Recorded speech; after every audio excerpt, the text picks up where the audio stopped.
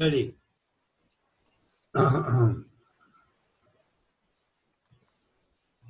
Alors, on va dire le verset 15.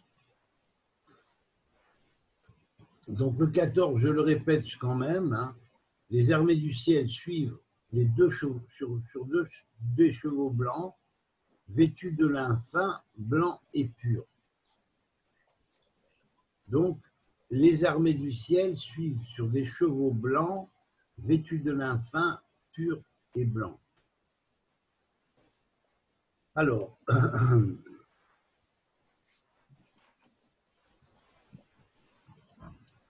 verset 15. De sa bouche sort un glaive affilé pour frapper les païens. Il les mènera avec une verge de fer. Ça, on retrouve dans le psaume 2. Je vous rappelle, relisez le psaume 2, vous verrez que tu les frapperas avec une verge de fer. Une verge de fer.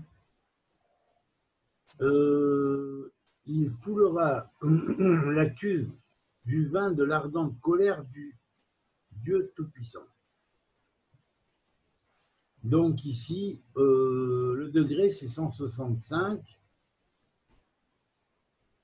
soit 15 degrés de la Vierge. On est en plein dans l'étoile du milieu de la Vierge. Si vous regardez la constellation de la Vierge, vous verrez qu'elle tient l'épi, et que l'épi arrive, la botte d'épi arrive à peu près à la moitié. Donc ici, c'est une allusion, si vous voulez, à cette étoile importante. Et le nombre des lettres ici est 78, c'est-à-dire 3 fois Yud-Keh-Vav-Keh, incluant les 12 premiers nombres. 1, plus 2, plus 3, plus 4, plus 5, plus 6, plus 7, plus 8, plus 9, plus 10, plus 11, plus 12, égale 78, égale Yud-Keh-Vav-Keh, Yud-Keh-Vav-Keh, Yud-Keh-Vav-Keh, c'est-à-dire Yud-Keh-Vav-Keh, l'éternel est roi, l'éternel a été roi, l'éternel sera roi toujours. Le nombre est 85, pardon. 2685, c'est 26 multiplié par 100. Donc on a une prospection de toutes les 100 portes de transmigration des âmes par le nombre 26, qui est le nombre de Yud-Keh-Vav-Keh l'éternel. Et on a enfin le réveil du verbe, c'est-à-dire P, c'est-à-dire la parole de Yud-Keh-Vav-Keh qui va se manifester au travers de son verbe. Et là, voilà pourquoi c'est marqué « De la bouche sort un glaive, de sa bouche sort un glaive affilé pour trancher les païens. » Alors, trancher les païens, ici, c'est trancher ceux dont on fait des idoles qu'il ne fallait pas forcément faire d'idoles. Il n'a jamais demandé qu'on fasse d'idole de lui. Je n'ai pas de souvenance qu'il y ait un verset quelconque dans la totalité des évangiles et même dans l'Apocalypse. Je n'ai pas souvenance d'un seul verset qui dit « Faites une statue du Fils ». Que ce soit une statue le représentant sous une forme glorieuse ou sous une forme, disons, souffrante. Hein. Alors, quand on ait voulu faire la représentation et dire que chacun doit porter sa croix, on aurait simplement fait le signe de la croix comme on le faisait à l'époque où on faisait automatiquement la lettre Tav. Si la lettre Tav est devenue X, il a été légèrement incliné après, mais à la base, c'était une croix aussi. Donc, qui représentera autant la croix que le signe multiplié, croissez et multiplié, et remplissez la terre. Voilà. Donc, on voit ici que c'est donc l'allusion à l'armée du ciel, qui est une armée éternelle, qui sera avec l'éternel toujours, parce que cette armée-là, elle a existé, elle existera, et elle existe instantanément. Aussi, le verset suivant, qui est le verset 16, qui tombe au degré 236, dont la valeur numérique est également, nous fait allusion au système de contrôle des langages, qui est Harala, les 231 portes, que ce soit les 231 portes des faces, comme les 231 portes de ce qu'on appellerait les dos. Le verbe conscient et le verbe inconscient. Je suis en cours, je suis occupé.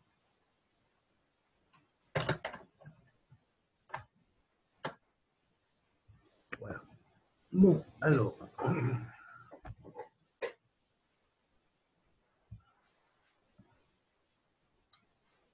Alors ici, bien évidemment, le nombre est 46.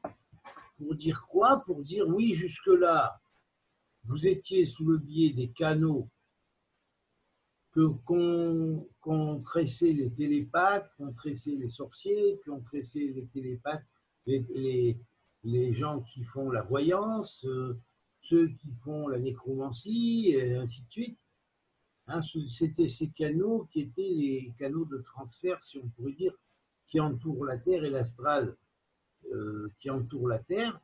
À partir de maintenant, c'est fini, donc vous n'êtes plus sous la même matrice, vous allez passer sous une nouvelle matrice qui est la matrice réelle du verbe, et cette matrice réelle du verbe, elle dépend de Harala, des 231 portes, dont la valeur numérique est 236. Vous voyez comme c'est cohérent? Vous voyez comme c'est cohérent? Alors écoutez bien, je répète le verset. Sur son vêtement et sur sa cuisse, je dis le verset, pardon, je n'avais pas dit. Donc sur son vêtement et sur sa cuisse, il porte écrit ce nom, roi des rois, seigneur des seigneurs. Ça veut dire quoi? Ça veut dire que le système du roi des rois se met en place. Le système du seigneur des seigneurs qui représente le Malchut absolu, le Malchut de l'infini, le royaume de l'infini, va descendre dans le royaume du fini. Et va élever le royaume du fini inversé au royaume du fini qui tend vers l'infini. Ensuite, verset 17. Je vois un ange debout devant le soleil. Il crie d'une voix forte à tous les oiseaux qui volent en plein ciel. Venez, rassemblez-vous pour le grand festin de Dieu. Alors évidemment, si tous les rois et les seigneurs se sont réunis de tous les mondes autour du roi des rois et du seigneur des mondes, c'est évident que toutes les armées du ciel vont suivre. Hein. Donc venez, rassemblez-vous pour le grand festin de Dieu, ça veut dire ici, attention, rassemblez-vous pour la Doux Megillah. Pourquoi pour la Doux Megillah? Eh bien, tout simplement parce que ça tombe avec le nombre 198, c'est-à-dire le degré, c'est le degré 98, c'est-à-dire 8 degrés du cancer, et qui en même temps le degré donc de la Doux Megillah ou deuxième Megillah ou dernière Megillah, Megillah de la fin des temps, comme j'ai marqué dans mon livre de Gog et Magog.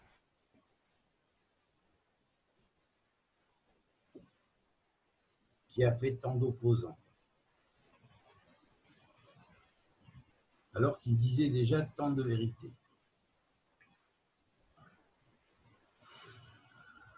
Et qui disait en fait que des vérités, parce que tout ce qui a été dit dedans, on n'a jamais démontré le contraire sur quoi que ce soit, sur un événement quelconque, et pu dire non, ça, il est marqué, mais ça ne s'est pas réalisé. Voilà. Et en plus, c'est souvent marqué avec les dates accompagnantes. C'est prouvé avec les dates accompagnantes. Hein. Personne ne s'y risquait avant. Hein. Personne.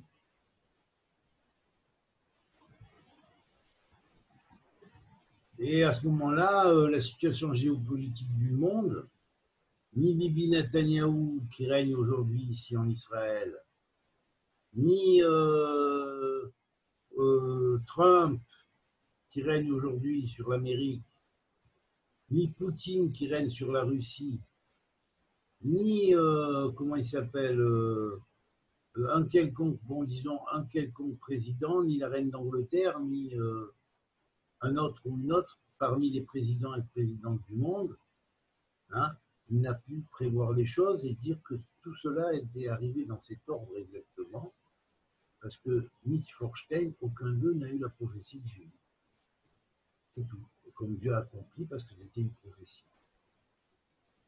Il aurait pu, et certaines choses de ces prophéties auraient certainement pu s'éviter si ça avait été plus pris en considération et effectivement tenu comme avertissement prophétique qui pend au bout du nez si on ne fait pas, on ne change pas notre comportement. Mais les opposés ont fait tout pour que les choses finalement arrivent exactement comme elles devaient arriver selon la prophétie, et là, c'est les dynimes. C'est les dynimes qui nous suspendaient au bout du nez.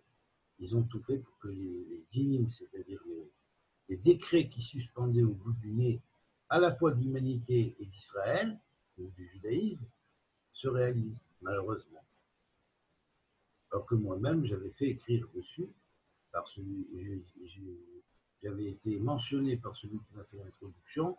David lui-même souhaiterait que les choses qui sont marquées, qu'il a annoncées, ne se réalisent pas, mais qu'elles soient comme un peu dans la prophétie de Jonas, annulées par le fait qu'il y ait des changements. Mais il faut s'en reprendre à ceux qui sont responsables, vous savez lesquels, hein, surtout les derniers temps. Il y en a d'autres avant. Hein. Voilà. Alors, pour être avant, il y a un nom que je n'ai pas encore cité, mais je vais le citer maintenant, c'est Yeshua G, qui était à l'époque à la Yeshiva de Nice. Et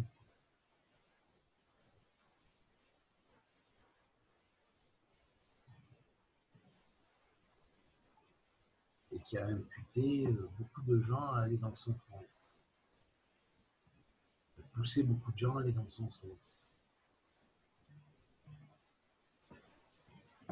Oui. Bon, alors voilà.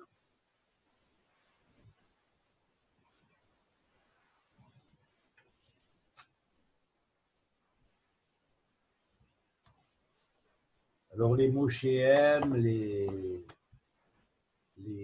TOC qui l'ont suivi, c'est pareil. Ils auraient mieux fait de fermer leur gueule, d'accepter de comprendre, et de ne pas attendre que Rabbi David Pinto vienne remettre les choses au point quand il a dit, le jour qu'on lui a posé la question, qu'un élève à moi lui a posé la question, qu'est-ce que pensait du livre de David Delouche, et l'imam comme David Delouche, ça, il y en a une tous les 2000 ans. Il est sans se faire. S'il avait écouté, toutes les communautés de Nice, et même peut-être de France, auraient déjà été unifiées. Ça aurait drôlement fait rapprocher la Géoula. Mais enfin, ils veulent poursuivre leur Géoula utopique qui continue à poursuivre. Alors, il y a ici 102 lettres, qui est la valeur numérique de Banim, les enfants. Hein. Donc je vois debout dans le ciel, il crie, un ange qui crie d'une voix forte, tous les oiseaux qui volent en plein ciel, c'est quoi les oiseaux qui volent en plein ciel? C'est quoi les oiseaux qui volent en plein ciel? Ce sont les merkavot, ce sont les chars célestes. Venez, rassemblez-vous, c'est-à-dire entourez la Terre, positionnez-vous sur la Lune, entre parenthèses, hein, ou entre guillemets, hein, positionnez-vous sur la Lune, positionnez-vous sur les planètes où il y a des bases possibles, habitables, en attendant la consommation finale des jours, n'est-ce pas? Et puis, attendez, comme vous avez promis et montré à David Delouche, que vous êtes venu pour consommer la fin des jours, déjà dès 1980 et même avant 79. Voilà. Alors depuis, il y a eu assemblage déjà d'armées du ciel qui ont commencé à s'assembler déjà à cette époque. Depuis cette époque. Et plus encore, avec le temps, de plus en plus, avec de plus en plus de races, toutes différentes les unes des autres. Toutes sortes d'anges, à différentes formes humaines, humanoïdes, et l'image de Dieu dans l'homme. Toutes ces forces divines venues du royaume se sont assemblées, ont commencé déjà à cette époque-là à s'assembler, et de plus en plus, chaque jour et chaque année. Voilà. Alors maintenant, comme on est à la fin, on est proche de la Doum Megillah, de la dernière Megillah, hein, il va y avoir règlement de compte. Alors avant le dernier règlement de compte, agglomérez-vous tous autour de la terre. Et là, le nombre, c'est 3338, qui est la valeur numérique totale du verset. Alors 33 et 38. 33, c'est quoi? 33, c'est multiple de 33, on sait ce que c'est le 33. Hein. C'est la vague, c'est la vibration. Et la vibration de quoi? La vibration du Chel. C'est quoi le Chel? C'est celui qui domine chaque bras de l'espace. C'est-à-dire, il y a 12 bras dans l'espace, il y a 12 constellations. Donc, toutes les constellations, chaque constellation a envoyé son Chel, hein, comme dans les 12 permutations du nom de Eheye, puisqu'il y a 21 mots, et on sait que 21 c'est Eheye, et Eheye a 12 permutations, donc on comprend. Et pareillement, sur la terre, les enfants d'Israël vont constituer, parmi les enfants, ils vont former l'armée d'en bas en relation directe avec l'armée d'en haut. Et elle va former selon les multiples de 12, soit 144, 12 fois 12. Voilà. Vous voyez comment ça s'explique et c'est clair. Il n'y a pas de tortillage de versets là. C'est clair, net. Il n'y a pas d'invention là. Verset suivant. Alors là, le verset suivant, pour vous dire comme il est pratiquement dans la donne du verset qui précède, hein, verset qui précède dont la valeur numérique était 3338 dans ce système des degrés, et bien curieusement, son degré est le degré 38. C'est-à-dire qu'il va tomber au 8e degré du taureau. Oui. Alors il dit, pourquoi? Et curieusement, le nombre des lettres est 98, comme le nombre du verset précédent. 98 dans le degré. Vous voyez. Et là, le degré suivant a un nombre 98 en lettres. Et pourquoi? Parce que c'est la Doum Megillah. Alors on va voir la suite, parce que ça colle ensemble. Ah là, ça, il n'avait pas prévu ça. Ni les uns ni les autres. Il n'avait pas prévu ça. Baruch Hashem, et grâce à Dieu, Dieu les a pris tous au dépourvu. Tout et inclut les mondialistes qui gouvernent toutes les tendances, qui sont séparés et chacun voit qu'au travers ses œillères. Hein? Alors voilà, maintenant pour remettre tout le monde d'accord, alors tout ça pourquoi? Écoutez bien. Verset 18. Pour manger la chair des rois, la chair des chefs, la chair des vaillants, la chair des chevaux, la chair de ceux qui les montent, la chair de tous, libres et esclaves, petits et grands. Voilà. Alors, donc, ce verset-là, il vous dit bien ce qui est à dire. Voilà. Il donne l'exacte chose. Ça veut dire qu'ici, il va y avoir effectivement une confrontation mondiale, hein, et c'est clair et net. Hein. Pour manger la chair des rois, la chair des chefs, c'est quoi cette chair des chefs, cette chair des rois? Hein? C'est quoi cette chair des chefs et cette chair des rois?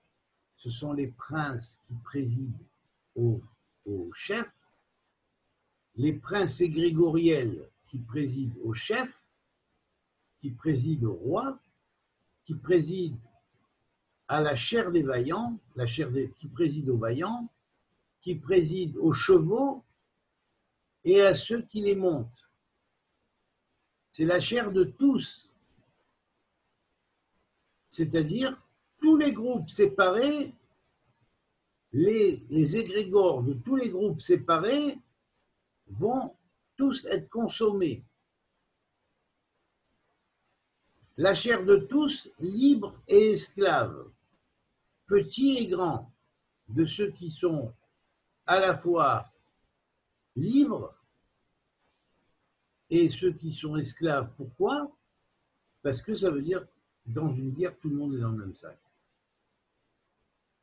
Dans une grande guerre, tout le monde est dans le même sac.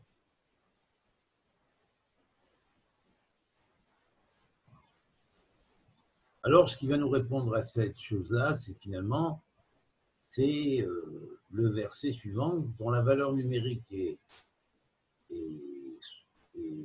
240, c'est-à-dire 240, c'est le degré, donc on est en plein sur le degré Amalek, c'est le dernier degré du scorpion. C'est-à-dire, mais vraiment la pointe de la queue du scorpion, c'est-à-dire les étoiles que Ibn Ezra avait appelées, là où il y a les sept prisons des étoiles, dans lesquelles sont enchaînés les rois de la mort, qui sont appelés les rois de l'islam. Mais pas dans les racines de l'islam terrestre, mais dans les racines de l'islam céleste. Avec sa volonté qu'il a eue aussi, à un moment donné, certains ont voulu faire une espèce de monopolisation de la totalité du cosmos à leur comment dirais-je, à leur paroisse, à leur mosquée, pardon, excusez-moi, j'y trompe, à leur mosquée. Alors bien sûr, évidemment, ils ont été combattus et mis en prison, et ce sont ces anges-là déchus qui siègent dans ces prisons. Alors ces anges qui siègent dans ces prisons, quand la queue du scorpion s'est réveillée, évidemment, ils ont pu influencer, même de loin, parce qu'ils ont des forces pour influencer de loin, les rois musulmans pour leur faire décréter et préparer le signe de la bête. Quand ils ont ouvert le vortex, alors ça a amené la bête ici. Voilà. Alors voilà pourquoi le verset suivant contient 69 lettres, qui est la valeur numérique de Oevim, les ennemis, parce qu'ils sont les ennemis de la totalité de l'humanité, tout ce qui n'est pas eux. Et alors je vois la bête et les rois de la terre rassemblés avec leurs armées pour faire la guerre à celui qui monte à cheval et à son armée. Qui monte le cheval et à son armée. Qui est celui qui monte le cheval? Le cheval, c'est ici, c'est la Merkava de Métatron, qui est appelée un petit peu Sagittaire aussi. Enfin, vous l'avez vu en face, enfin en vision. Au passage, ça rappelle combien dans l'islam Al-Barouk, peut-être que Mehdi, c'est-à-dire le cheval ailé, ça veut dire qu'on retrouve les mêmes symboles. Les mêmes symboles. Ouais, c'est pareil. Hein. Le Alors regarde. cheval ailé, Mahomet a chevauché le cheval ailé pour aller visiter des mondes. Voilà. Alors je vois la bête et les rois de la terre rassemblés avec leurs armées pour faire la guerre à celui qui monte le cheval et son armée. C'est qui? C'est le Messie. Il monte le cheval divin, hein, c'est-à-dire en fait la Merkava divine qui vient du royaume, et ça représente tout le côté magnifique du cheval divin, hein, et qui rechève donc ce cheval, hein, puisqu'il l'utilise comme un véhicule. Mais ici, le terme véhicule, c'est aussi comment dirais-je, ça peut être bien sûr un vaisseau. Voilà. Donc, et son armée. Voilà. Alors, toute cette armée qui s'est assemblée du reste, puisque c'est marqué, venez, rassemblez-vous tous, hein, car bientôt le monde va être consommé. Donc, rassemblez-vous tous, hein, ici c'est marqué, hein, venez, rassemblez-vous tous pour le grand festin de Dieu. Voilà, ça s'appelle le festin de la dernière Megillah.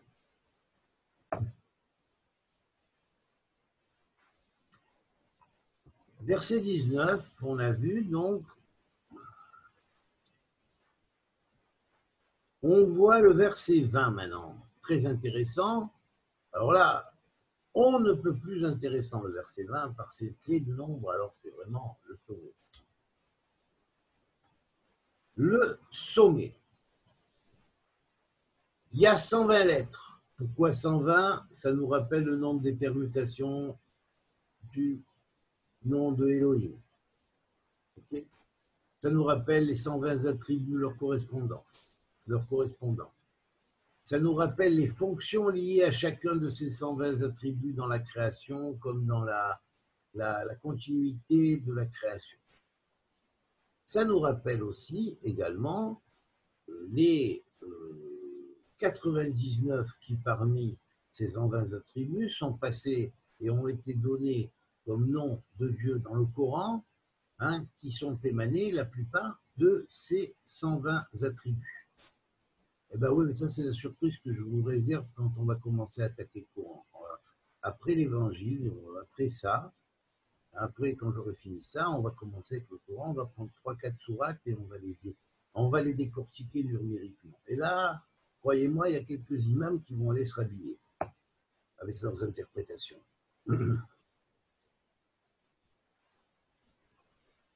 Le degré, c'est 191. Curieux. Curieux, 191, le degré 191. Parce que 190, c'est Ketz. Et Ketz, c'est pas n'importe quel Ketz, c'est Ketz Elef. C'est la finalité d'un millénaire. Alors, on est effectivement dans la finalité d'un millénaire. Pourquoi?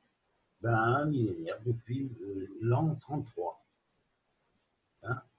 Effectivement, au premier, deuxième millénaire, on est effectivement dans la finalité du deuxième millénaire après l'an 33.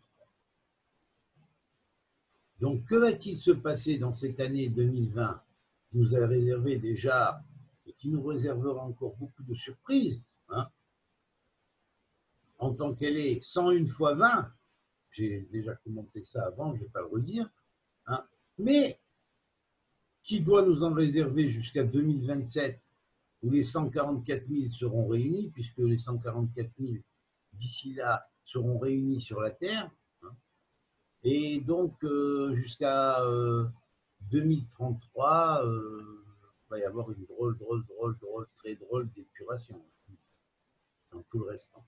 Voilà. Alors, voilà, qu'est-ce qu'on va dire maintenant? On va lire le verset. La bête est prise, avec elle le faux prophète, celui par qui les prodiges effectués devant elle avaient séduit ceux qui avaient la marque de la bête et ceux qui adoraient son image. Ah bah oui.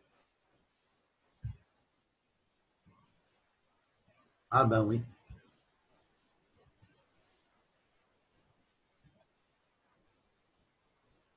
Alors bien évidemment, la marque de la bête, c'est le, comment dirais-je, c'est, alors écoutez bien et regardez comme c'est logique, et on ne peut pas le comprendre autrement.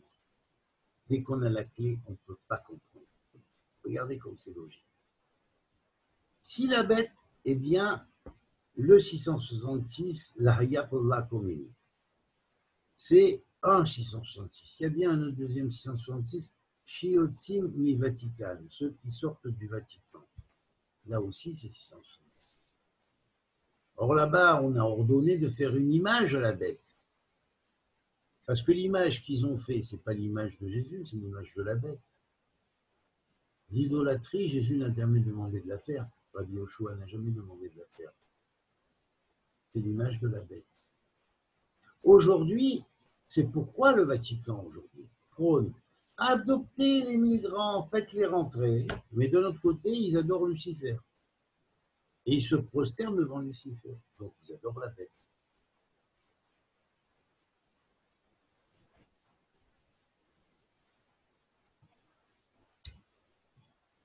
Ouais, mais si la statue qu'ils ont fait ne fait pas qu'attirer la bête, mais bien sûr qu'elle attire la bête. La statue, ce n'est pas Yeshua qui a demandé de la faire.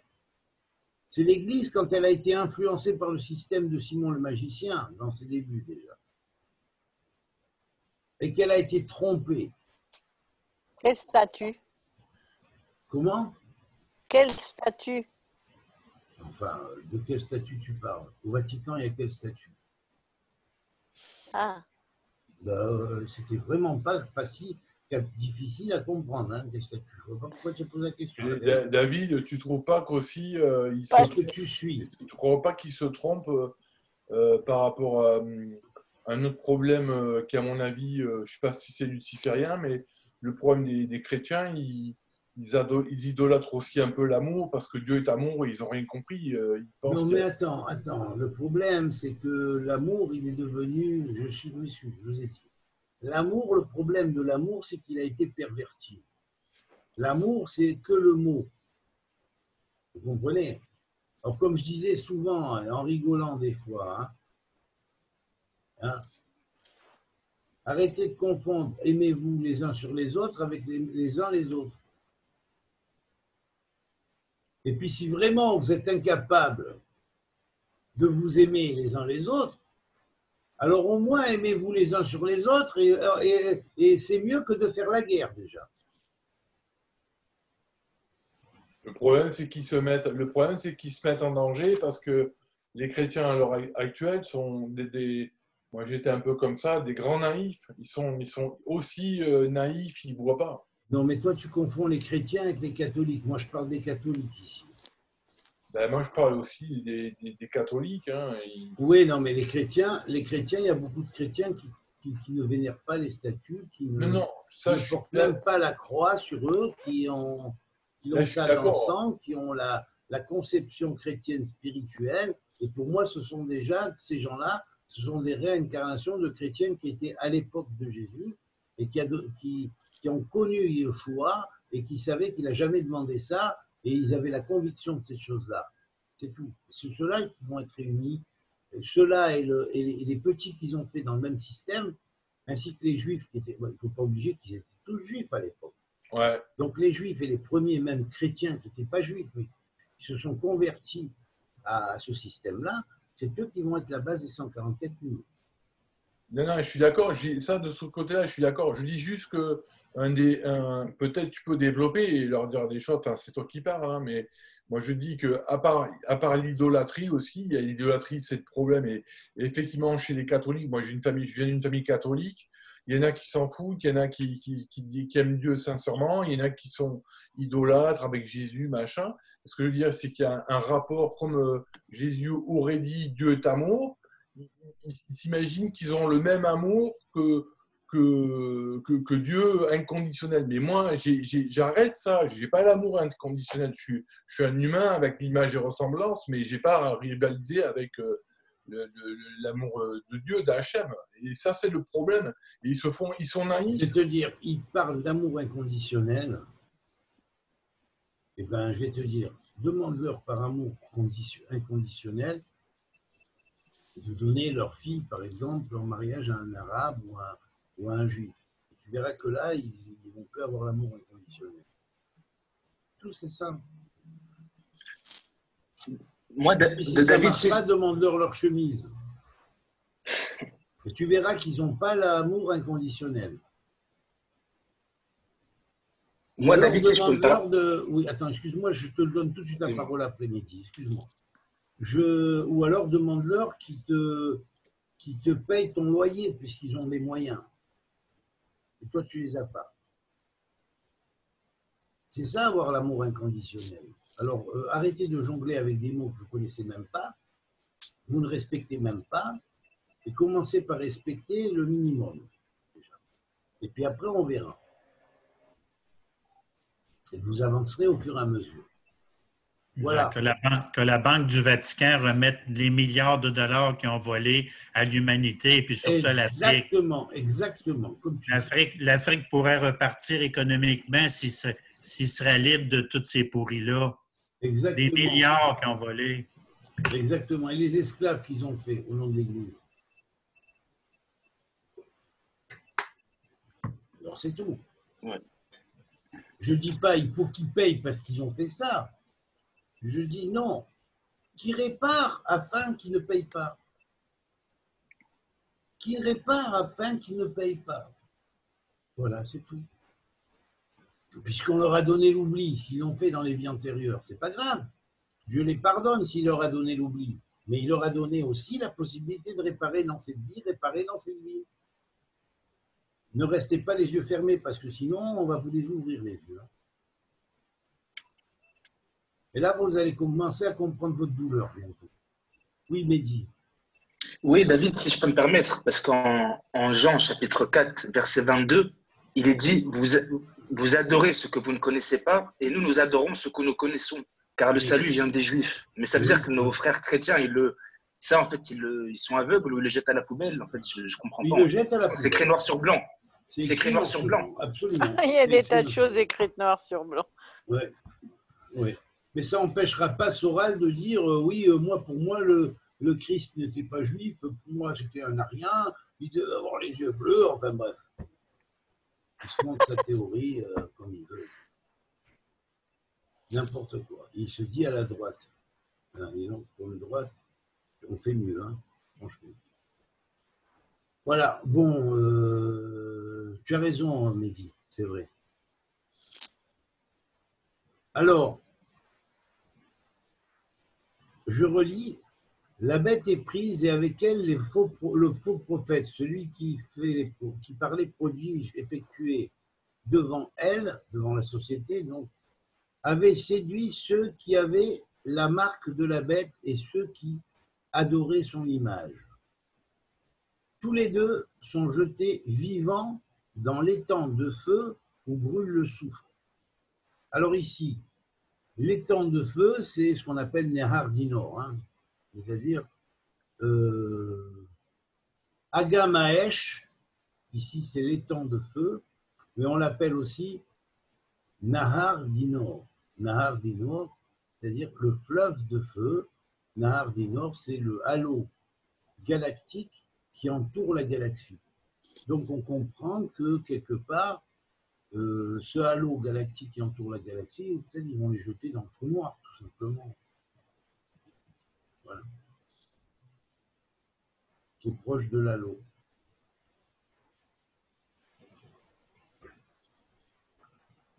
Alors,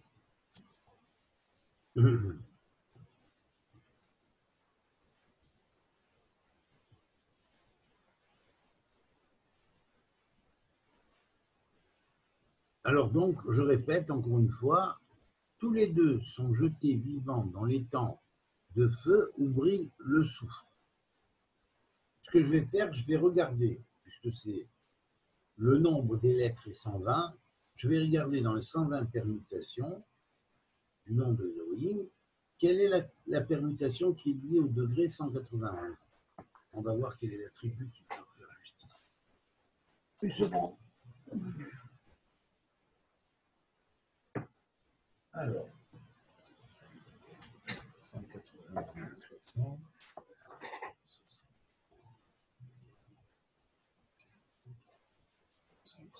Ah ben on est en pile dans la 66e permutation, qui correspond exactement à Ben David permutation. Ben voilà. Ben oui, vous voyez, ça concorde bien, hein, franchement. Hein. À la fin des temps et à la fin du millénaire, hein, on va les jeter dans ce fleuve de feu et on comprend très bien. Et donc, on va voir quelle est la 66e permutation. Alors,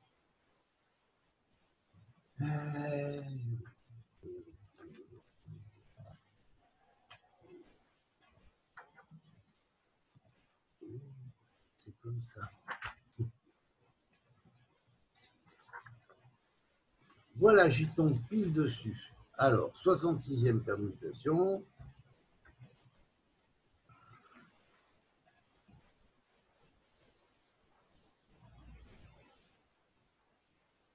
Shom Hael. On pourrait dire Shmo Hael, son nom est Dieu, hein, mais c'est les mêmes lettres.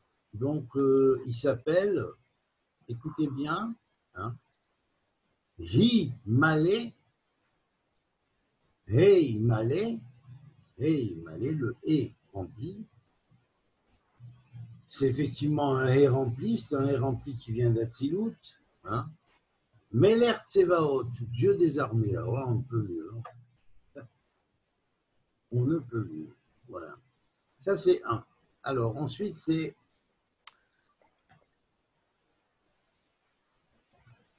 Ménad, qui est le nom qu'on avait vu hier, je crois, ou avant-hier, qui était témoin avec le nom, un autre nom, de ce qui s'était passé, de ce qui va se passer.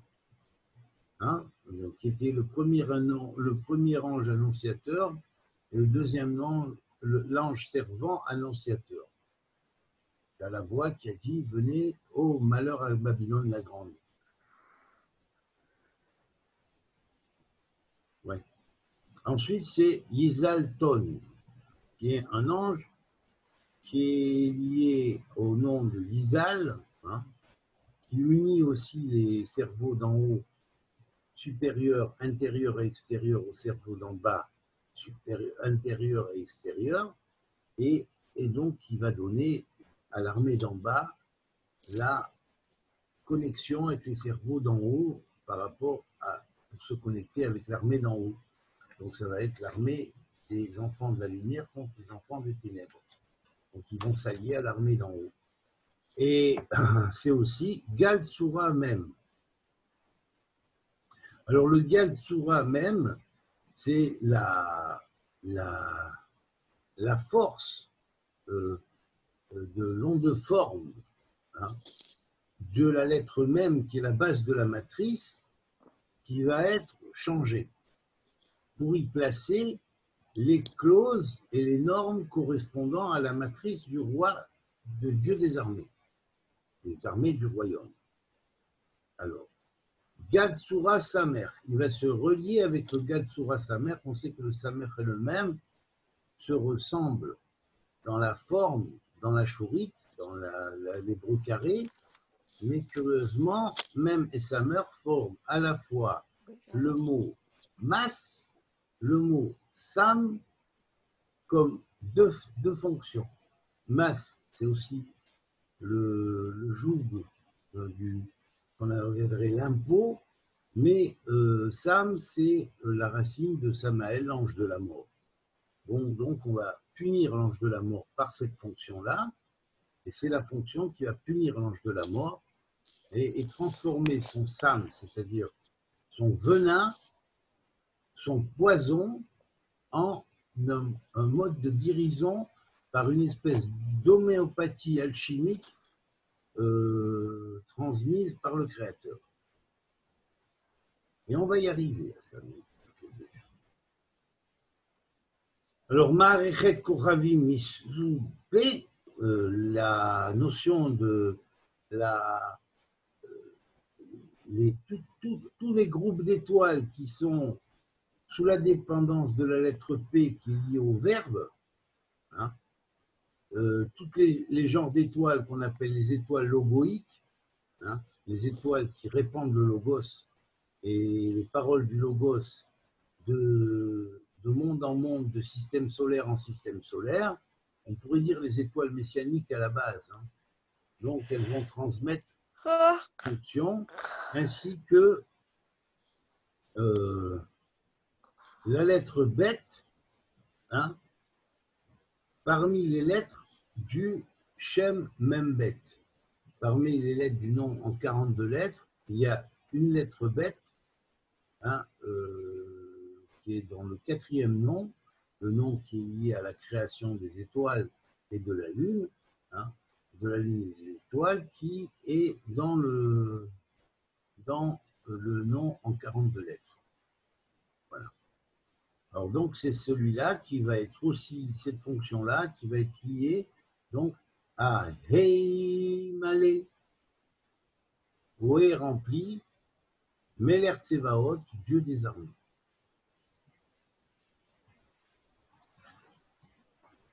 Qui va se charger de cette fonction-là. Alors je répète, je vais relire le verset, hein. Et donc on a analysé ici qu'est-ce qui se passe par rapport au 191e degré. Hein. La bête est prise, et avec elle, le faux prophète, celui qui, par les prodiges effectués devant elle, avait séduit ceux qui avaient la marque de la bête. Alors, qui est ce faux prophète? Hein, que par son intermédiaire, on avait séduit ceux qui avaient la marque de la bête sur eux. C'est qui ceux qui avaient la marque de la bête sur eux? Dans un premier temps, c'est ceux qui ont été exécutés. C'est ceux qui sont tombés, qui se sont cassés la figure.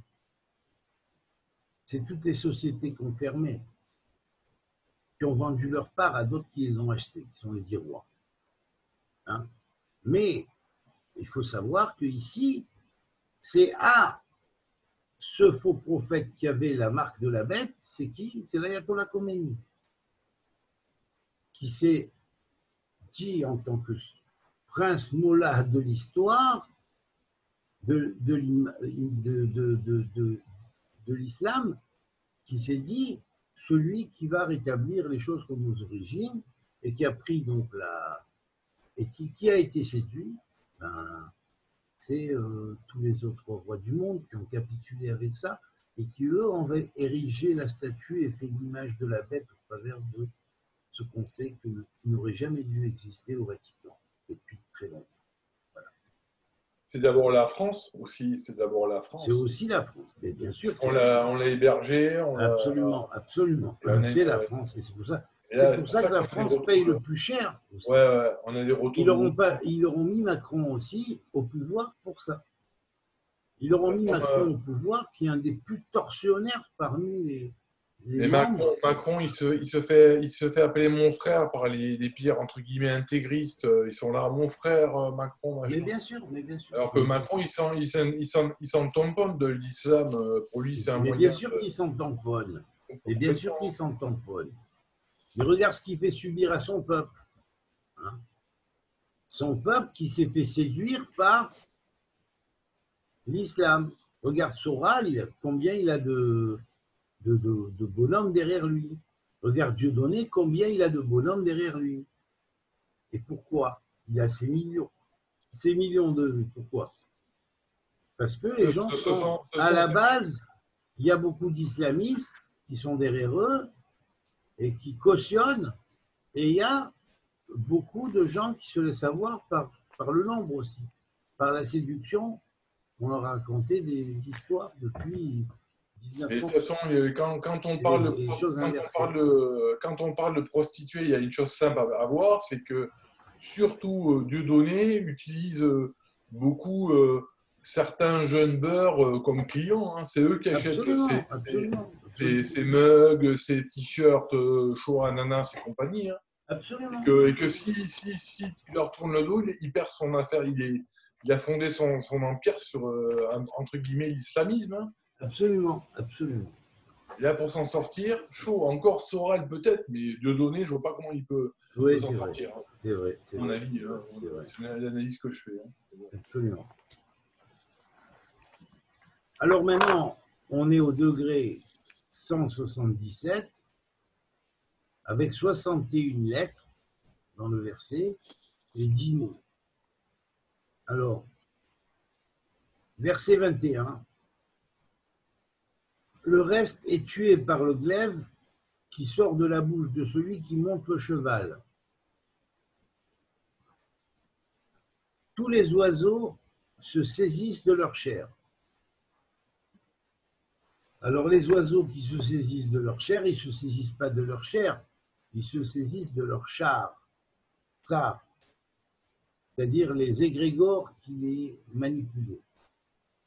Et ils vont détruire ces égrégores. C'est qui ces égrégores? C'est elles qui ont promu la richesse à ceux qui se prosternaient devant. C'est elles qui ont donné le pouvoir aux uns ou aux autres pour manipuler les gens. Ce sont les David, utilisés par l'islam. Attends, laisse-moi terminer ça, justement. Ce sont les djinns utilisés par l'islam pour endoctriner d'autres personnes. Tous ces djinns-là, toutes ces hiérarchies qui sont des hiérarchies ténébreuses et ténébriques, hein, qui sont des mauvais princes inférieurs du monde, vont se faire carrément éclater d'en haut par les princes supérieurs. C'est-à-dire l'islam céleste, le vrai, va éclater l'islam terrestre, le faux, tel qu'il a dévié de la voie réelle vers Dieu, en utilisant la politique. Le christianisme céleste divin, qui existe dans le monde d'en haut, avec les princes liés à ces choses-là, sur ordre de Messie, vont, sur ordre de Dieu d'abord et avant tout, mais sous décret du Messie, parce que Dieu attend que le Messie décrète, vont consommer le christianisme d'en bas et le catholicisme d'en bas, qui a dévoyé la parole de Yeshua ben Yosef et qui a perturbé les gens et usé de force et de politique pour convaincre les gens. Le judaïsme, pareillement, hein, son prince d'en haut va combattre le prince d'en bas ou le prince grégorique du judaïsme à couscous-boulette qu'ils ont formé depuis 2000 ans.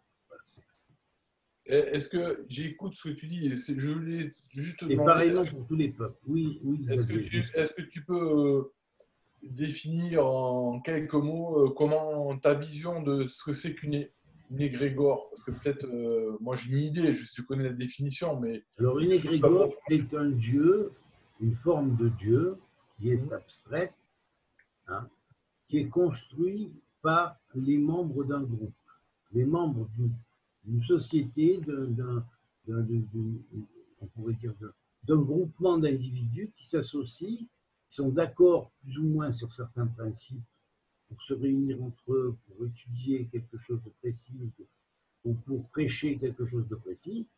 Donc c'est ça qui va constituer la base des grégories.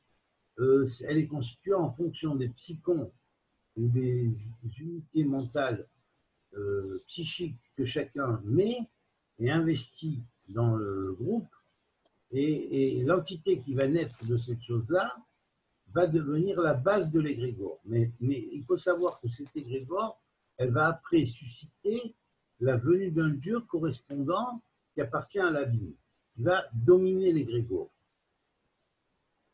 Vous comprenez? Et à partir du moment où l'égrégore est limité égotiquement aux fonctions définies par le groupe, excluant d'autres fonctions, les individus étant manipulés à certains niveaux, l'égrégore va commettre automatiquement des choses, qui est poussé à commettre des choses qui ne sont pas forcément en correspondance avec l'idéal de base sur lequel le groupe s'est construit à la base. Voilà, c'est ça une égrégore. C'est un peu une construction commune à partir de volontés qui convergent plus ou moins, en fait. C'est ça, c'est ça. Voilà, alors bon, évidemment,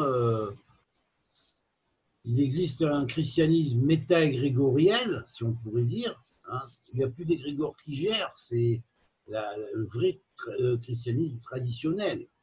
Hein. Le vrai judaïsme traditionnel, le vrai islam traditionnel, ils n'ont pas d'égrégore. Ils ont dépassé les illusions de l'égrégore. Et chaque individu qui veut être un bon juif, un bon chrétien ou un bon musulman doit vaincre l'égrégore. S'il ne vainc pas son propre égrégore, jamais il n'arrivera à la réalisation réelle, traditionnelle de sa propre tradition. Alors, réveillez-vous les gens, et réveillez-vous et soyez véritablement des vrais combattants. Et le djihad, ce n'est pas contre les autres qu'il faut que vous le fassiez, c'est contre vous-même et contre vos égrégores. Voilà. Et je parle du djihad même pour les autres. C'est pareil. Entre parenthèses, c'est le plus dur, hein, parce que c'est dur. Oui, hein. c'est sûr que c'est le plus dur. C'est super dur. Hein. Bien évidemment que c'est le plus dur. Ouais. Voilà, je pense que pour aujourd'hui, on a fini le cours. Maintenant, si vous voulez poser quelques questions, je veux bien essayer d'y répondre. Je voulais rajouter par rapport à ce que c'est vaincre nos illusions, d'illusion en illusion, c'est détruire nos illusions au fil de notre cheminement terrestre. Exactement. Pour arriver à la lumière. Exactement. On parle beaucoup de catholicisme, mais on ne parle pas des orthodoxes grecs, russes, roumains, qui sont tous indépendants les uns des autres, là. Mais eux aussi, là, Oui, bien sûr. sont dans le système. Bien sûr, mais bien sûr. C'est pour ça qu'au début de l'Apocalypse, on demande de s'adresser aux 7 églises. Les 7 églises, ça peut être 7 groupes, n'importe quoi. C'est des églises, mais à l'origine, c'est appelé des kéhilotes. Donc, si c'est appelé des kéhilotes, c'est appelé comment dirais-je, des communautés, comme on appelle dans le judaïsme un Kaal. Donc, l'unité du Kaal qui est pour la fin, c'est-à-dire cette unité que David doit réaliser, c'est une unité globale de toutes les communautés. Prendre une seule communauté, mais pas une communauté, une seule, qui empêche à chaque communauté d'être elle-même, qui permet à chaque communauté d'être elle-même, mais qui ouvre vers un nouvel horizon toutes les communautés. Et ça, c'est leur point commun. C'est ça, la différence. Parce que La différence entre l'unification totalement uniforme et une unification à partir de chacun selon son propre point de développement qu'il a à développer. Parce que chez les Grecs, il y a beaucoup d'effigies de la Madone, Madone comme ci, Madone comme ça. Tu sais, c'est la Madone partout. Oui, mais ça, la Madone, à force, d'être idolâtrée, elle a engendré la Madonna. Oui, c'est exact. Ça vient de là. Madone, Madonna, effectivement. D'ailleurs, elle exploite à fond les grégores de la Madone. Hein. Elle récupère, elle prend l'énergie. Hein. Elle vole un peu finalement parce que c'est du vol. Pourquoi? Comment? Elle vole quoi? Eh ben, elle vole toute l'énergie qui est concentrée par les fidèles à la Madone. Madonna vole, elle récupère ça à son compte. Avec le nom, tu veux dire rien qu'avec le nom? Ben, c'est le principe des égrégores. Il y a le monde visible, il y a le monde de l'invisible. L'invisible, on ne voit pas. Et le vampirisme, ça existe. Toutes ces choses-là, on ne peut pas tout réduire par rapport à la notion d'énergie. C'est l'inversé. Je ne suis pas convaincu. Je suis pas convaincu. Elle est allée étudier la Kabbale en Israël à un moment donné, là, en quelque part, je sais pas où. Non, pas en Israël, aux États-Unis. Non, en Israël. Elle est allée faire un stage en Israël au niveau de la Kabbale. Oui, elle y est venue, mais elle a démarré aux États-Unis. Elle est venue pour rencontrer le Rav Kadouri. C'est vrai. Mais je crois que, bon, elle n'a pas très reçu comme elle a voulu. Alors elle est allée se convertir à l'islam. C'est logique. C'est quoi la Trinité? C'est logique. La marque de la bête, il faut payer à fond. Hein. C'est quoi la Trinité, excusez-moi? Oui, non, c'est pas le sujet. Pédo. Ah.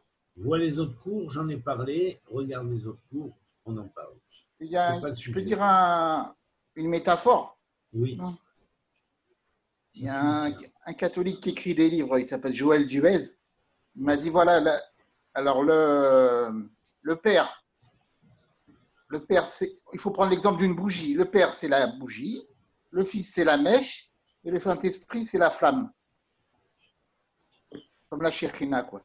Ouais, mais ils réduisent Dieu à un truc aussi débile, mais il faut arrêter. Dieu est hyper d'une simplicité qui nous échappe et d'une complexité qui la engendre, mais il faut arrêter. De toute façon, c'est marqué, vous ferez ceci, cela, au nom du Père, je ne me souviens plus, vous ferez ceci et cela, au nom du Père, du Fils et de Saint-Esprit. Ça ne veut pas dire que le Père, le Fils, Saint-Esprit, c'est Dieu. À ce moment-là, le Père, c'est Dieu, le Père, le Fils, Saint-Esprit, c'est Dieu. De toute façon, Yeshua lui-même a dit, seuls ceux qui viendront au nom du Père seront admis dans le royaume. Voilà, mais point barre. Voilà. Seront quoi? J'entends mal. Admis dans le royaume. Ah, d'accord, merci. Stop. Il n'y a plus lieu de discuter. Non. Voilà. Après, c'est la prise de tête, c'est même pas la peine. Ça suffit. Alors, ceux qui disent oui, les trois sont un, ben, on ne voit pas comment, si les trois sont un, pourquoi il aurait dit le deuxième verset du chapitre 22 des psaumes, ou du psaume 22, qui est Eli Eli lama azavtani. Mon Dieu, pourquoi m'as-tu abandonné?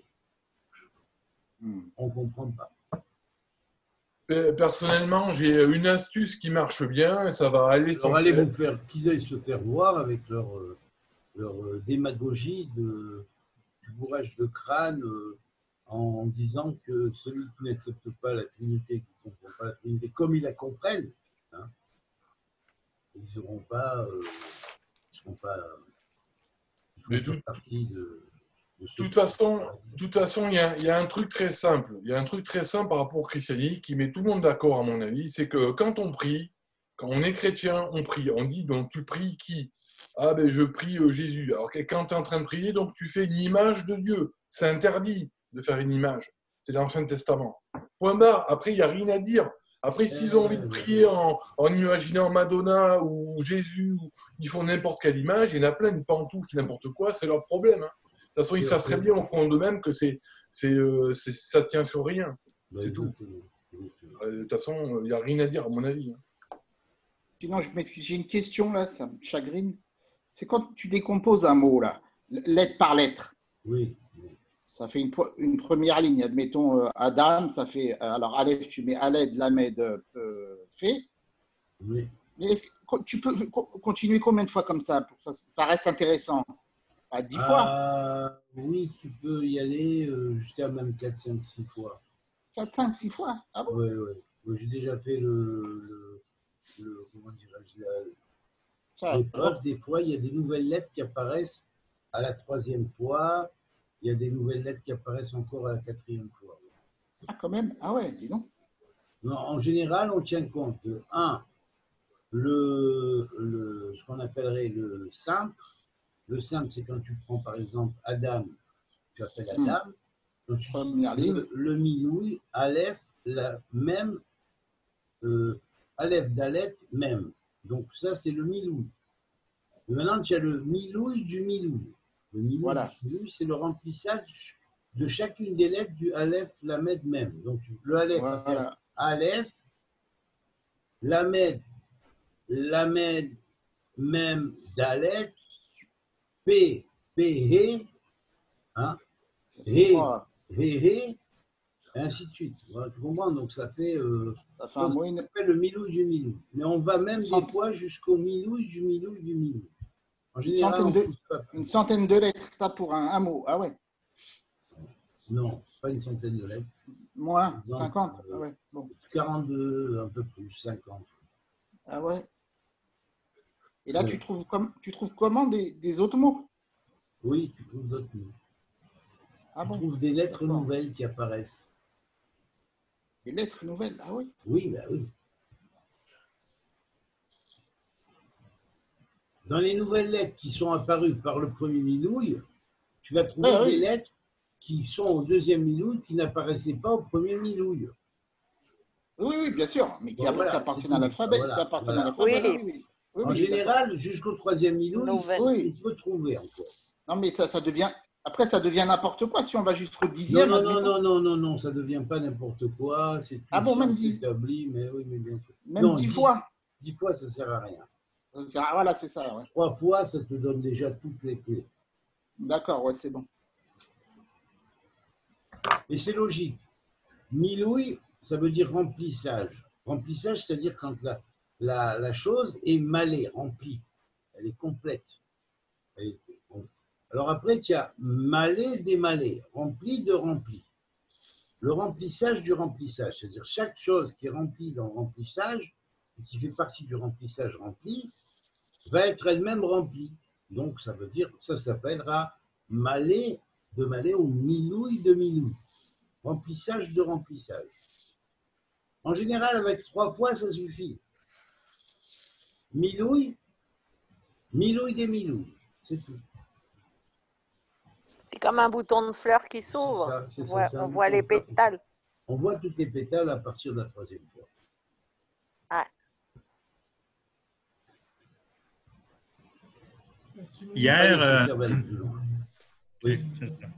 Hier, on parlait de Métatron, qui est le Messie. est-ce que Métatron, qui est le frère aîné de Métatron, est-ce que c'est le Messie cosmique, mais est-ce qu'on peut dire que c'est le Messie Kanmon qui s'incarne, qui va donner un étincelle au Messie terrestre? Alors, Adam Kadmon, c'est plus haut, mais en tant qu'ange, la forme angélique ou archangélique supérieure de cet Adam Kadmon se manifeste sous la forme de Métatron, le 8e roi, en tant que roi céleste, mais en même temps roi dans les mondes angéliques. Donc, le Kadmon est encore plus haut que lui, le Adam Kadmon, il va se répandre dans l'univers en entier. Absolument. Sur toutes les planètes, etc., etc. Oui.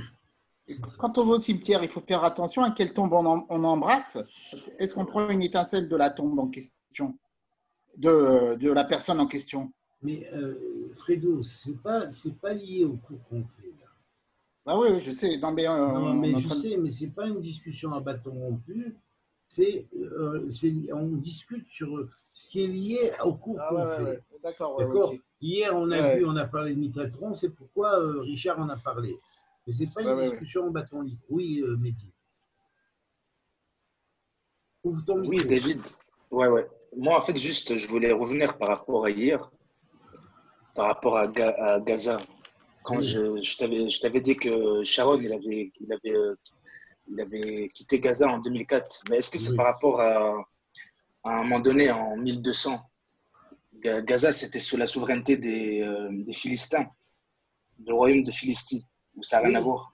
Mais Philistine, ça veut dire quoi, Philistine? Tu veux que je te dise ce que ça veut dire Philistine en hébreu? Les colonisateurs, ceux qui prennent possession d'une terre. D'où viennent les Philistines? C'était un peuple de la mer à l'origine. Ils ont débarqué à Haïfa. Quand ils sont arrivés à Haïfa, ils ont commencé à vouloir envahir la terre d'Israël. Ils se sont installés, leur base d'installation la plus forte, c'était Gaza. Ashdod, Ashkelon, toutes ces villes. Voilà, c'est ça. Mais surtout Gaza. C'était leur centre. C'est là-bas qu'ils avaient leur roi à l'époque, les Philistins. C'est tout, mais c'était des Philistines, c'est-à-dire c'était des colonisateurs de terre. Ok. Des sortes de vikings, mais c'était des vikings qui, lorsqu'ils débarquaient dans un endroit, d'abord ils n'étaient pas blonds, hein, ils n'avaient pas les yeux bleus comme des vikings, mais lorsqu'ils colonisaient un endroit, ils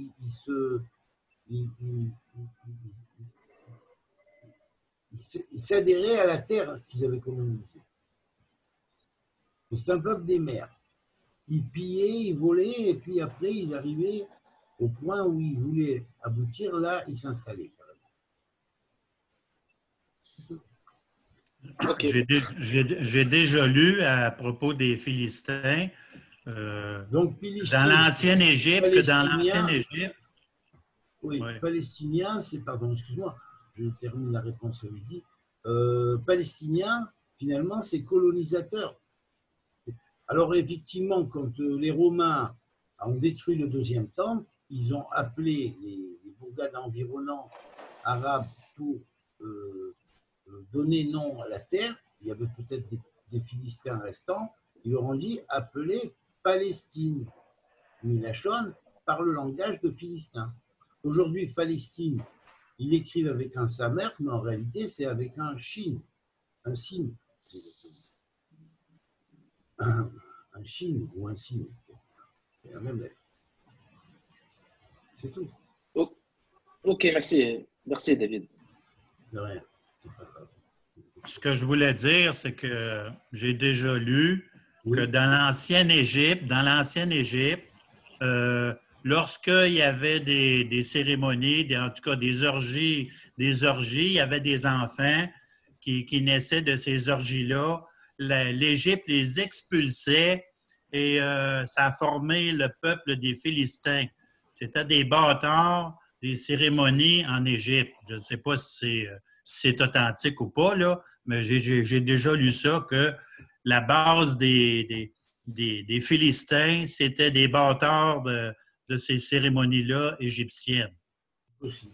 Je ne sais pas à l'époque, mais en tout cas, je sais qu'il y a eu beaucoup d'Égyptiens qui sont descendus en Terre Sainte. C'est-à-dire, une fois que les Israéliens étaient déjà implantés là-bas, hein, ils se sont installés, ils se sont fait passer pour des Palestiniens. Et sur les Olivettes, ni leur grand-père, ni leur arrière-grand-père n'avaient été sur la terre d'Israël, sur la terre où ils n'avaient été en Palestine, hein, avant. Jamais. On n'en avait jamais entendu parler. On en a entendu parler qu'après qu'il y ait eu la naissance d'Israël et la proclamation d'État d'Israël, on n'en a entendu parler qu'à partir de là. Avant, on n'entendait pas parler. Et Arafat a bien pris le sujet en main. C'est-à-dire qu'Arafat, lui, avec la propagande néo-nazie qu'il a tout enregistré et dans lequel il est devenu encore plus fort que les nazis eux-mêmes, il a monté tout son canular de les pauvres petits Palestiniens qui souffrent parce que les Israéliens leur font pire que ce que les gens ont souffert dans les camps de concentration. Alors d'un côté, tu les as qui nient la Shoah, ils nient les camps de concentration, ils n'ont rien souffert, ils n'ont rien eu dans les camps de concentration, et après ils te disent à Gaza ils souffraient plus que dans les camps de concentration. Mais là, les camps de concentration, ils existaient là. Ils existent pour Gaza, mais ils n'existent pas pour les Juifs. C'est la meilleure, ça, là, vraiment. C'est le sommet du mensonge. Le sommet du mensonge. Le sommet du mensonge. Parce que si on suit leur raisonnement, en fait, de génocide par rapport aux Palestiniens, ben la population palestinienne, elle n'aurait pas augmenté en 50 ans. Ben, exactement. En plus, je veux te dire, si tu vois le nombre qu'ils étaient au départ, ils étaient quoi? Ils étaient même pas centaines de milliers. Hein? Vraiment, petites centaines de milliers. Et puis après, ils sont passés aux millions, et 2 millions, et 3 millions, 4 millions. Aujourd'hui, il y en a 7 millions. Ils étaient 300 000 au maximum. Exactement. 300 000 il y avait deux tiers de juifs, un tiers de musulmans, non, il me semble, avec quelques chrétiens. Absolument. C'est ça à peu près. Ouais. Absolument. Ouais. Et dans les fouilles. Ils étaient concentrés pratiquement à Tzfat. Il y en avait peut-être à Haïfa aussi, parce que c'est un port. Et il y en avait surtout à Jérusalem, c'est tout. Et en archéologie, on trouve des traces ou rien du tout? À quel niveau? Des monnaies palestiniennes? Il n'y a rien, il n'y a aucune monnaie palestinienne. N'existe pas, ça n'existe pas. Aucune.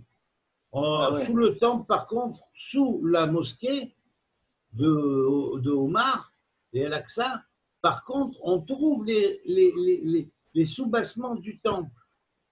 Et quand à un moment donné, pas les soubassements, mais dans quelque chose qui restait du temple, hein, il y avait un mur, ou un côté d'un mur qui n'avait pas été détruit complètement, par-dessus, ils ont mis de la céramique. Et cette céramique, quand elle s'est écroulée, il y avait un mur de 1,50 m à 2 mètres derrière. Donc, d'où il est ce mur de 1,50 m à 2 mètres en pierre taillée? D'où il sortait? Il ne voulait pas absolument que des journalistes pénètrent pour filmer à ce moment-là. Bien sûr. Ouais. Grand bluff, J'étais grand mensonge. à Césarée, il y a beaucoup de choses qui restent. Bien sûr, à Césarée, il y a aussi beaucoup de choses. J'ai été, il y a des canaux d'irrigation là avec des grosses boules là. Ouais, Je ne sais pas à quoi elles servaient ces boules, à filtrer l'eau, je ne sais pas quoi, mais c'est bien fait. C'est bien fait. En tout cas, il y a aussi une ville magnifique à visiter, c'est Akko. Il y a une ville souterraine qui a été construite par les croisés à l'époque. Saint-Jean d'Acre. Oui, Saint-Jean d'Acre. Magnifique. Moi, une fois, avec une amie, on avait laissé le groupe, on était allé se balader et tout. Après, quand ils sont repassés, on les a fait visiter, on est allé visiter dans des coins qui ne sont pas trop connus, quoi, je veux dire, qui ne sont pas trop allés explorer. Mais c'est fantastique, hein. Fantastique, c'est qu'il est très grande. Voilà. Pourquoi qu'en 1967, quand Israël a conquis le mont du Temple, pourquoi Moshe Dayan a donné le temple, il me semble que c'est une aberration, aux musulmans, il le redonné. Pourquoi? Aberration, c'est peut-être parce qu'il lui manquait un œil. Vous aviez réussi à avoir le mont du Temple. C'était de le garder, me semble. Mais ça, c'est la souveraineté de la Jordanie, de Waqf. Mais en 67, quand c'était conquis, oui, après, il y a eu entente avec le roi de Jordanie. Mais au départ, là, les Jordaniens ils avaient été expulsés de Jérusalem. Israël avait conquis toute l'esplanade des mosquées et tout. C'était de le garder. C'est vrai. Mais il n'y avait pas la mosquée d'Omar, tu veux dire? Oui, il y avait la mosquée. Oui, tout était là. Ah, il y avait la mosquée d'Omar. Tous les autres peuples de la terre, ils l'auraient gardée. Elle a été faite en quelle année, sinon, la mosquée d'Omar? 1500 et quelques, je crois. Je sais pas. Ah, quand même. Ah oui, d'accord. Ah ouais, c'est vieux. Oui, c'est vieux. N'importe quel autre peuple de la terre, il l'aurait conservé le mont du Temple. Oui, t'as raison, Richard. Bien sûr que n'importe quel peuple de la terre le regarder. On va demander à Bush ou à Poutine s'il le regardait. Il dira oui. Et la mosquée de... J'ai vu un document, je crois que j'ai rebalancé. Je crois qu'on voit la mosquée El-Omar, la mosquée d'Al-Aqsa, avec un ovni qui arrive pile. Ah oui, je l'ai vu. Et c'est incroyable. Hein. Ouais, c'est vrai. C'est incroyable. Hein. C'est pas un fac. Ah non. Et puis là, ça a été il y a une boule lumineuse, on voit la mosquée, on voit le pic. La boule, elle arrive comme ça, elle reste un moment et tout, elle part comme ça très vite. Oui, c'est en 2011. C'est en 2011. Ça leur prend de toute façon. Vers 700, la mosquée Omar. Vers 700. Omar, c'est 700. De toute façon, moi, je m'intéresse à l'ufologie et j'ai des contacts, des gens que je connais qui connaissent mieux que moi. Et depuis 2018, ils me disent ça n'arrête pas d'augmenter. On en voit partout.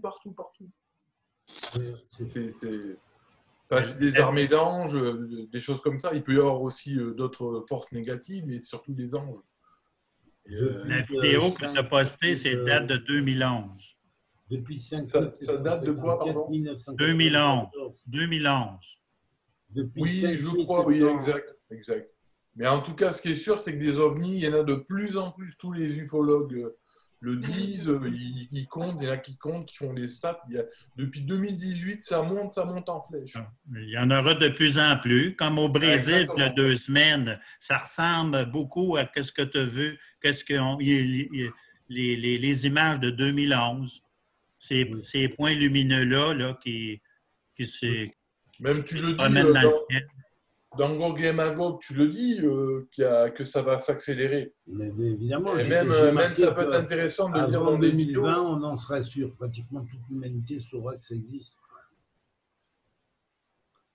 J'avais marqué bien ouvertement dans Gog et Magog. Et c'est indéniable maintenant. Je veux dire, bon, les gens, ils savent qu'on leur cache. Tous ceux qui ne croyaient pas à la conspiration de certains enfoirés contre l'humanité, maintenant ils sont en train de s'en rendre compte. C'est lié avec l'entrée de l'ère du Verseau. Oui, absolument. L'ère du Verseau, le signe du Verseau régit l'espace. Oui, absolument. C'est vrai. J'aurais bien montré la carte du ciel. Ah mais bon, je ne l'ai pas préparé, sinon j'aurais fait une prise d'écran, je voudrais montrer ça avec en même temps comment ça tourne, comment ça va tourner dans les mois à venir. Vous voyez la progression se faire en plus rapide, vous voyez la progression se faire au fur et à mesure et les temps s'afficher en fonction. Vous verrez bien comment ça... On t'entend mal. Aujourd'hui. J'ai dit, si j'avais comment dirais-je, j'ai oublié d'ouvrir le programme d'astrologie que j'ai, on peut faire une accélération, par exemple, de la position des planètes, où elles se trouvent en ce moment, en accélérant sur les temps et en mettant l'horloge en marche. Donc ça te fait une horloge en marche plus rapidement et on te montre ce qui se passe, par exemple, sur l'intervalle d'un mois, de 2 mois, de 3 mois. Allô? Tu vois au fur et à mesure l'évolution des planètes. Ah, Marie. Non. Tu vois l'évolution des planètes au cours des mois, des semaines, enfin bref. Donc regarder dans les quelques mois à venir comment ça va tourner et puis mentionner ça. Bon, je le ferai dans un cours spécial. Je le ferai plus tard. Je le ferai avec une prise d'écran. D'accord? Voilà. Bon, ben pour aujourd'hui, on a fini. Je veux préciser quand même que ce fameux psaume 92 que Eva m'a mentionné aujourd'hui, alors effectivement, on voit mais toi, Seigneur, tu es éternellement sublime, car voilà que tes ennemis, ô Éternel, voilà que tes ennemis succombent, qu'ils se disloquent tous les ouvriers du mal, tandis que tu grandis ta force, comme celui du Rem. Alors ici, ça se dit Vatarem Kerem Karni. Tu fais monter sa corne comme la corne d'un rem, de rem, c'est-à-dire des rems. Et là, Kerem Karni, Kerem Karni, et bien on voit que c'est lié aussi à la ira, à la crainte. À mesure que tu vas avoir la crainte, tu verras la corne montante hein, qui va, comment dirais-je, qui va en même temps donner le rajeunissement hein, à la personne qui est voilà, que ma décrépitude, c'est David Ameller qui parle, il dit que ma décrépitude reverdit au contact de l'huile. L'huile vient d'en haut, elle vient du ciel. Vous comprenez? Shemen en valeur numérique est égal à Shamaï. Donc c'est logique. L'huile vient du ciel. Et l'huile du ciel, c'est l'huile d'onction du ciel. Je dis ça pour ceux qui veulent. Je pense que l'onction ne se fait que par la terre. Hein. Et qui nous prépare leur petit Mashiach à la mode nouvel ordre mondial. Hein. Voilà. On verra bien hein. À la prochaine étape. Voilà. Bon, ben, je pense que pour aujourd'hui, ça va. On peut discuter comme ça, mais là, on va finir l'enregistrement.